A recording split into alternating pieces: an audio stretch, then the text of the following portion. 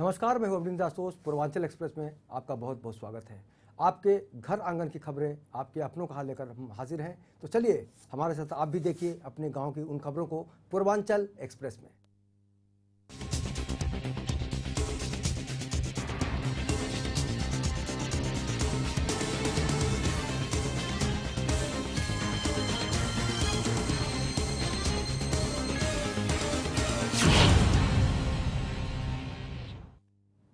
तो चलिए पूर्वांचल एक्सप्रेस के जरिए हम आपके उन खबरों को दिखाने की कोशिश करेंगे जिससे आपका वास्ता पड़ता है। तो चलिए खबरों का सफर शुरू करते हैं और खबरों के स्टेशन पर उतरते हैं। धार्मिक नगरी में दीपदान का महत्व दुनिया में सबसे ज्यादा है, क्योंकि यह स्थल प्रभु श्री राम को सबसे ज्यादा प्रिय रहा। इसीलिए इसे तीर्थों का तीर्थ भी कहा जाता है। कहते हैं कि यहाँ तीर्थराज प्रयाग भी अपने पाप धोने इसी मंदाकिनी में आते हैं। इसीलिए चित्रकूट के लिए कहा भी गया है कि चित्रकूट चिंता हरण आए सुख के चैन, पाप कटे युगचार के देख कामता नैन। इसीलिए सारे श्रद्धालु पहले मंदाकिनी में स्नान करते हैं और उसके बाद दीप प्रज्वलित करके कामतानाथ की पंचकोशी परिक्रमा में जाते हैं। इससे उनके जन्म जन्मांतर के पाप धुल जाते हैं। ऐसी मान्यता है कि मंदाकिनी में दीपदान करने से दीपदान करने वालों के सारे दुख, दारिद्र्य और कष्ट हमेशा के लिए दूर हो जाते हैं, क्योंकि जितनी तेज दीप की लौ निकलती है उतनी ही तेजी से लोगों के दुख और दारिद्र्य दूर हो जाते हैं।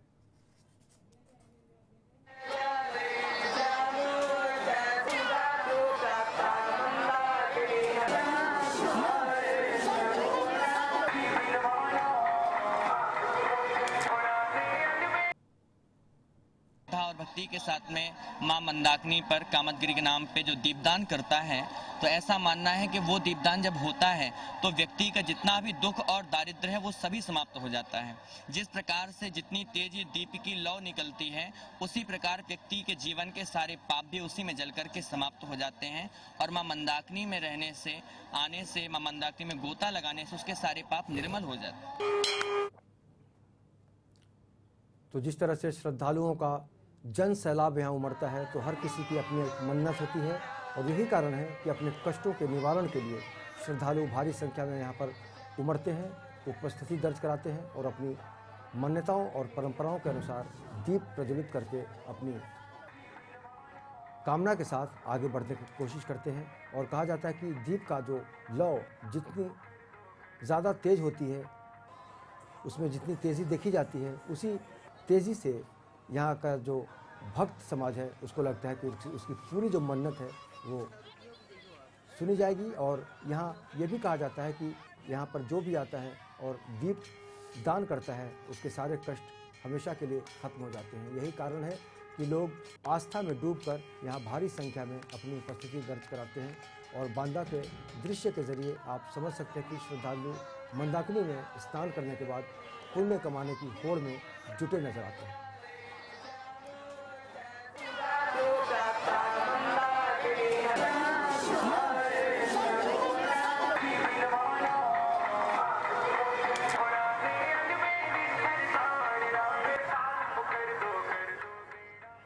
बांदा के बाद अब चलिए चित्रकूट चलते हैं।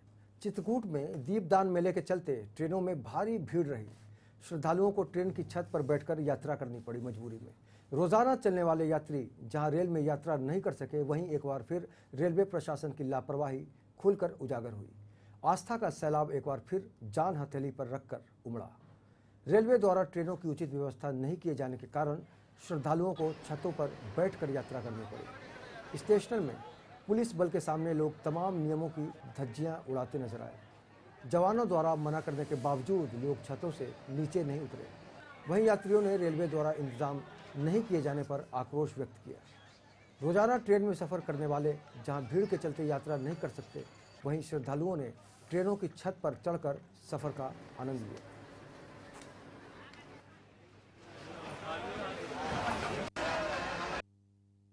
मेले पे वहाँ पर इतनी जो है भीड़ भाड़ चल रही है कि ट्रेनों के ऊपर जो है आदमी लदा हुआ है, ट्रेन में कोई ध्यान नहीं दे रहा है। इसमें कोई बड़ा हादसा हो सकता है।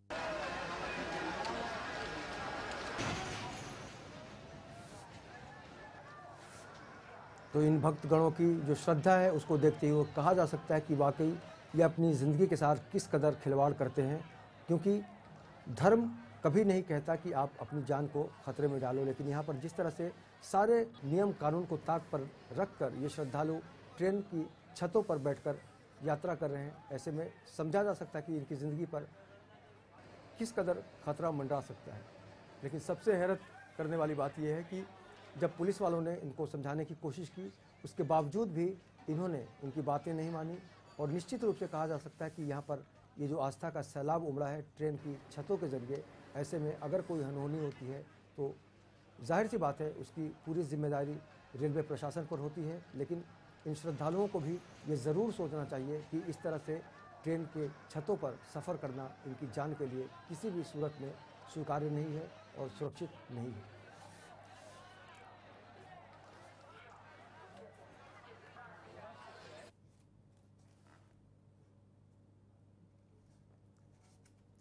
तो ये हम सब की जिम्मेदारी बनती है कि अपनी जान की रक्षा करें। चलिए बढ़ते हैं आगे। बुंदेलखंड में तीज त्यौहार बड़े ही उल्लास के साथ मनाया जाता है। महोबा जनपद से लगे पर्यटन स्थल खजुराहो आने वाले विदेशी पर्यटक भी बुंदेलखंड की लोक कलाओं का जमकर आनंद लेते हैं। यही नहीं, इन लोक कलाओं और पर्वों को भारतीय रंग ढंग और बुंदेली जोश के साथ मनाया जाता है। विश्व पर्यटन नगरी खजुराहो घूमने ताइवान देश का एक दल दीपावली पर्व में होने वाले लोक नृत्य से इस कदर प्रभावित हुआ कि सभी भारतीय पोशाकें पहनकर इस कला में ही डूब गए। बुंदेली भाषा में हो रही दिवाली के बीच विदेशियों का नृत्य ग्रामीणों को बहुत ज़्यादा भाया। Taipei India music and culture organiser के 16 सदस्यीय दल ने गांव नरौरा में पहुंचकर अपना आनंद लिया और समझ नहीं पाए कि ये किस लिए आए हैं। जब लोगों ने इन्हें भारतीय वेशभूषा में और हाथों में मोर के पंख लिए देखा तो कुछ समझ में आया। ढोलक की थाप, नगड़िया का तीव्र संगीत और मंजीरे की मधुर झंकार के साथ मोर पंख हाथ में लेकर ताइवान के पर्यटकों का दिवाली नृत्य करना जिसने भी देखा वो वहीं ठहर गया कि ये क्या हो रहा है। ताइवान के इन पर्यटकों ने भारतीय ट्रेडिशनल गांव का भी भ्रमण किया।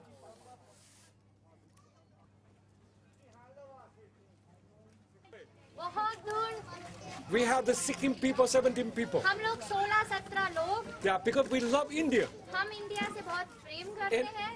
after we saw the Diwali, जब से हमने दिवाली we देखी celebrate है, together. हमने सब साथ में देखा है। We are more happy. हम लोग और ज्यादा खुश हो We are गए। more understand India. हम इंडिया को और ज्यादा समझने And लगे। remind my children how. और अंकल को अपना बचपन याद आया है Yeah, when I सबको। was 50 years back, जब ये लोग 50 साल पहले बचपन I में हुआ always करते थे, expecting the new year. ये हमेशा सोचते थे कि नया साल हमें ऐसे And मनाना we है। have the new dress. नए कपड़े मिले आज सबको। And we have the hong bao. इनको पैसा And we have a मिलता है। gift. गिफ्ट मिलती है। But I think the India more rich. लेकिन उन्हें ये लगता Makeup, है, उन्हें ये लगता है कि भारत में नया Dance, वर्ष dancing. अच्छे से मनाया जाता है, मेकअप किया जाता है, डांस किया जाता है, we have the very exciting dance. बहुत एक्साइटिंग डांस होता है जो कि उनके यहाँ नहीं होता And है। also we have very peaceful this Ati Puja.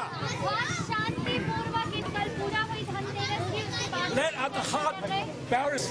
उनका हाल जो है बैलेंस हो गया मॉडर्न जिंदगी से और आध्यात्मिक जिंदगी से। All because we have the grand uncle ये सब हुआ है पिताजी की वजह से।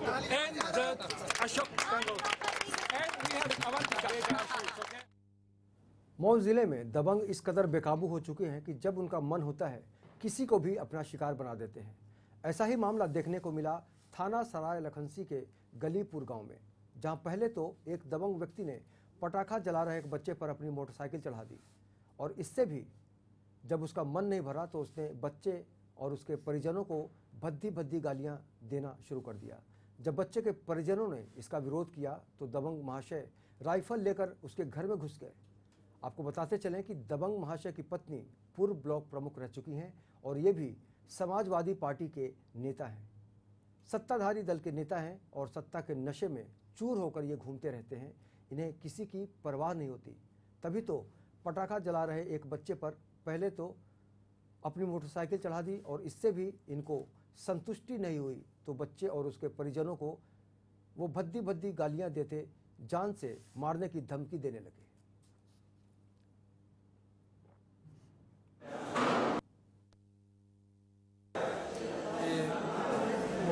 से ब्लॉक प्रमुख मुंशी के पति, जिनका नाम राम जन्म है, वो जा रहे थे तिराहे पर परमहंस, वो बिजली का मिस्त्री है, संविदा काम करता है, उसका बच्चा खड़ा था, इनका मोटरसाइकिल का टक्कर लग गया।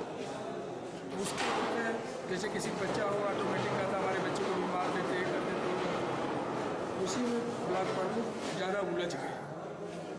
फिर वहाँ पुलिस गई तो परमहंस को ले ब्लॉक प्रमुख थाने से मतलब वहाँ चले गए, उसी में फिर मार परमहंस की तरफ से तो 3-4 आदमी घर से भी हैं। ये राइफल लेके अंदर चला गया था ना गरीबों के घर में, ब्लॉक प्रमुख राइफल लेके वो लड़का मरल और खड़ा होकर पड़ा का पड़त रहा, गाड़िया चढ़ा देना उनकी गोड़वा पर, आया और लड़का के गाड़ी देते रहना है ना। तब पूछे गए तो कहता हूँ कि सना कि तो उन्होंने हम तू कह दे मुँह आ गल है ना। फिर हमारे को यहाँ चले नहीं तो अरौनी गए ना लोगन तो जिन मारे लगना, फिर बोलने फिर चल गए, फिर अरौनी जाके तब जाके मरना लोग, राम जन्म ना हो उनका।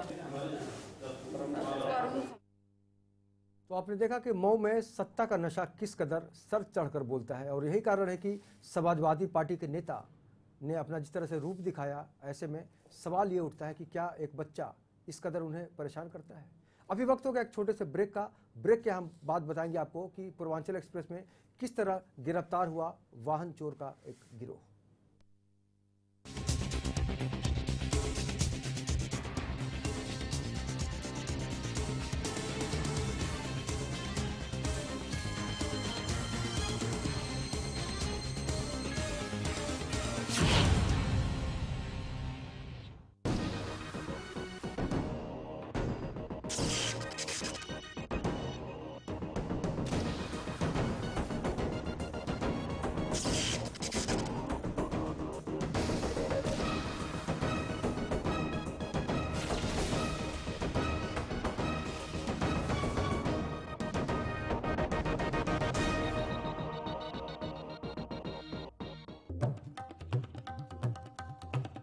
आपके घर आंगन से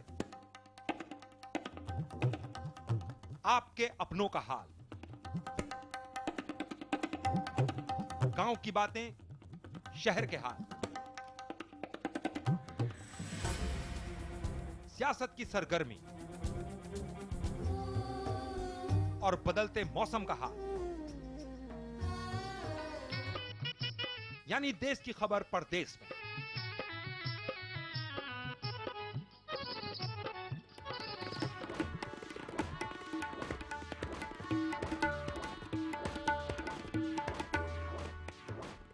Purvanchal express. I wish you all a very happy Diwali and a safe Diwali. Please take care of all the little ones, little kids, because अभी घर में बच्चे उच्चे तो you have to take care of these things. So take care of all the little ones. Happy Diwali, but safe Diwali. Happy Diwali, everybody. Be safe. I wish everyone a very happy Diwali. Diwali की हार्दिक शुभकामनाएं। Please safe रहिए और ज़्यादा पटाखों से pollution मत कीजिए। हाय, मैं हूँ निशा गुप्ता और मेरी तरफ से आप सबको दिवाली की शुभकामनाएं। Happy Diwali to everyone. Keep safe, keep happy. Hi, this is Tushar and to all the viewers of Lemon a very happy Diwali. अब एक नए अंदाज में, नए तेवर में, नई हार के साथ, नई जिम्मेदारियों के साथ, नई उम्मीदों के साथ, नए तेवर के साथ। लेमन न्यूज अब नए अंदाज में। लेमन टीवी अब इसलिए हिट हो जाएगा पूरे महाराष्ट्र में और पूरे देश में, क्योंकि वो पूर्वियों की आवाज बनने जा रहा है, पूर्वियों की भाषा को तवज्जो देने जा रहा है। इसलिए मेरी शुभकामना भी है और आशा है कि सुपरहिट लेमन होगा। जी नमस्कार, मैं सुरेश शुक्ला, गायक संगीतकार। पूर्वांचल एक्सप्रेस के समस्त दर्शकों को बहुत बहुत बधाई देता हूं। उत्तर प्रदेश, बिहार, तमाम अपने गांव जवार की न्यूज़ देखें, खुश रहें। धन्यवाद। मैं हूं निर्माता, निर्देशक और संगीतकार राजकुमार पांडे और आप सब देख रहे हैं पूर्वांचल एक्सप्रेस।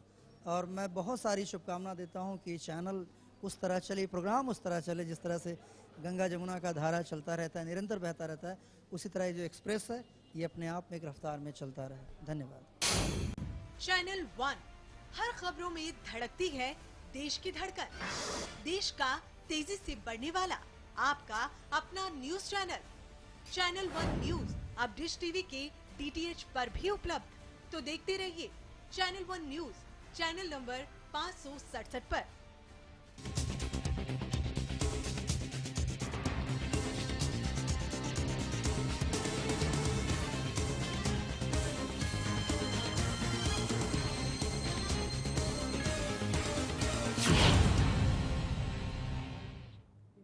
ब्रेक के बाद आपका बहुत बहुत स्वागत है। आप देख रहे हैं पूर्वांचल एक्सप्रेस। तो चलिए सफर को आगे बढ़ाते हैं।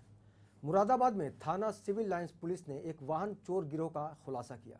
इस गिरोह के 6 आरोपी नौशाद, बबलू, अरविंद, गुलजार, राशिद, नवाब और अल ने पुलिस की गिरफ्त में आ गए। इनकी निशानदेही पर 11 मोटरसाइकिलें और एक कार बरामद की गई है और 2 कारों को कटवाने की बात भी इस गिरोह ने कबूल की है। आसपास के राज्यों में इस गैंग के सक्रिय होने की बात भी सामने आ रही है।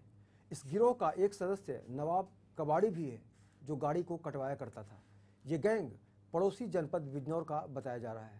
इस गिरोह के पकड़े जाने के बाद शहर के पॉश एरिया में लगातार हो रही वाहन चोरी की घटनाओं पर अंकुश लगने की बात मुरादाबाद की पुलिस द्वारा कही जा रही है।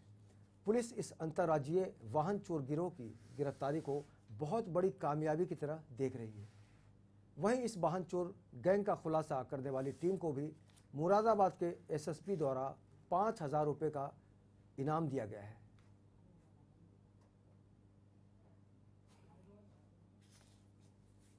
करीबन 2-3 साल से काफ़ी सारी 4 व्हीलर्स और 2 व्हीलर्स जो हैं वो पॉश एरिया से चोरी हो रही थी। तो उस क्रम में पुलिस ने कार्रवाई करते हुए, सिविल लाइंस पुलिस ने और SP city CO Civil Lines की टीम ने कार्रवाई करते हुए इसमें करीबन 6 लोगों को पुलिस ने अरेस्ट किया, जिनमें एक कबाड़ी भी है जो गाड़ियों को कटवा दिया करता था। पुलिस ने ये जो चोर हैं इनके पास से मारुति कार जो है जो चोरी की है वो भी पुलिस ने बरामद करी है। इसके अलावा 11 मोटरसाइकिल पुलिस ने बरामद करी है। इन्होंने बताया कि 12 4 व्हीलर इनके द्वारा विगत वर्षों में जनपद मुरादाबाद में जो है वो चोरी की गई है।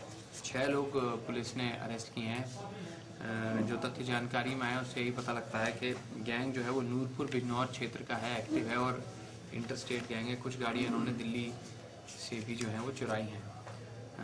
जो लोग हैं जो बिजनौर के हैं उनके कुछ नाम इस प्रकार, एक नौशाद है, एक अरविंद है, बबलू, गुलजार, मोहम्मद राशिद और एक नवाब करके लड़का और है। ये कबाड़ी है, ये थाना जानसठ नगर का रहने वाला है। तो इनके पास से तमंचा, चाकू, चोरी की 11 मोटरसाइकिल और मारुति कार जो है इनके पास से बरामद की गई है। करीबन जितनी गाड़ियां इन्होंने बताई हैं जो चोरी की गई हैं, जो इन पे से बरामद हुई, उनमें से 14 तो कनेक्ट हो गई हैं और कनेक्टेड की सूची भी जो है आप लोगों को प्रेस कॉन्फ्रेंस में जो प्रेस नोट है उसके माध्यम से दे दी गई। जो टीम है जिसने इसमें अरेस्ट किया है उनमें करीबन 7 लोग हैं। 7 लोगों को मतलब हमारी ओर से 5,000 रुपीज़ का रिवॉर्ड दिया गया।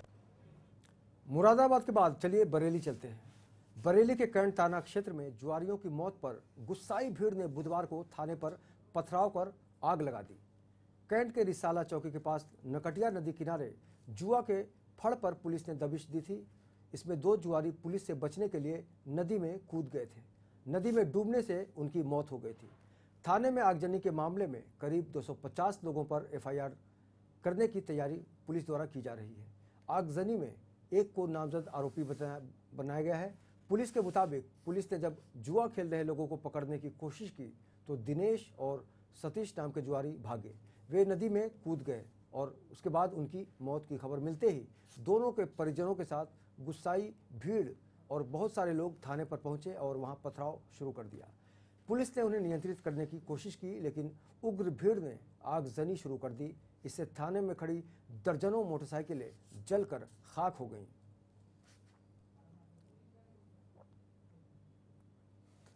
तो जिस तरह से जुआरियों को पकड़ने के लिए पुलिस का दल पहुंचा था, उसके बाद जिन 2 जुआरियों ने भागने की कोशिश की और उसी कोशिश के तहत उन्होंने नदी में छलांग लगा दी, जिससे उनकी मौत हो गई।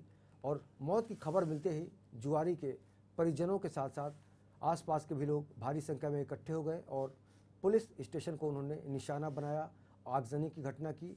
और वहाँ पर जिस तरह से आगजनी की गई तो वहाँ खड़ी जो वाहनें थीं, दोपहिया वाहनें, वो सब के सब जलकर खाक हो गई। ऐसे में समझा जा सकता है कि किस कदर पुलिस के ऊपर जुआरी और उनका जो पूरा परिजन है, साथ ही साथ वहाँ की जो भीड़ है, किस कदर वो भारी पड़ती नजर आई।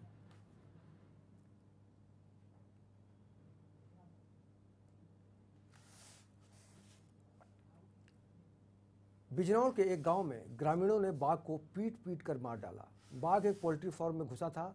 बढ़ापुर के ग्राम हल्दुआ के जंगल में ग्रामीणों ने बाघ को लाठी, डंडों और धारदार हथियारों से बुरी तरह पीटकर उसे मौत के घाट उतार दिया।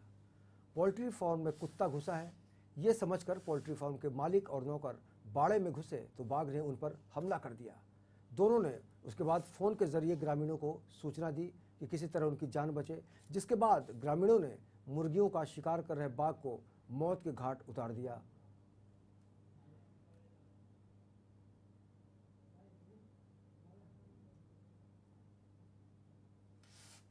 तो जिस तरह से इस देश में आंदोलन चल रहा है और ये जागरूकता अभियान फैलाने की कोशिश की जा रही है कि बाघ को बचाना वक्त की मांग है, उसके बावजूद बिजनौर में अगर इस तरह की घटनाएं आती हैं तो समझा जा सकता है कि जो बाघ आते हैं वो आजकल वन्य जीवन से किस कदर प्रभावित हैं। और यही कारण है कि वो इस तरह के इलाकों में घुस आते हैं चारे के लिए। और यही कारण है कि जब वो पोल्ट्री फार्म में घुसे तब उसकी हत्या कर दी गई और ग्रामीणों ने इस कदर उनकी बाघ की पिटाई की कि उसने अपना दम तोड़ दिया। जाहिर है कहीं न कहीं से बाघों की सुरक्षा के ऊपर एक गंभीर सवाल खड़ा हो गया है।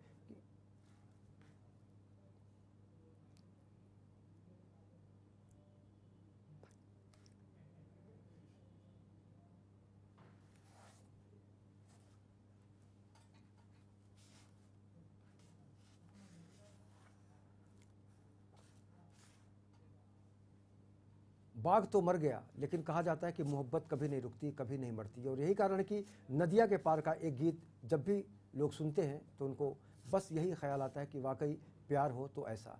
चलते चलते पूर्वांचल एक्सप्रेस को हम यहीं थामने की कोशिश करते हैं, लेकिन आप इस गाने का आनंद लीजिए और मुझे आज्ञा दीजिए। नमस्कार।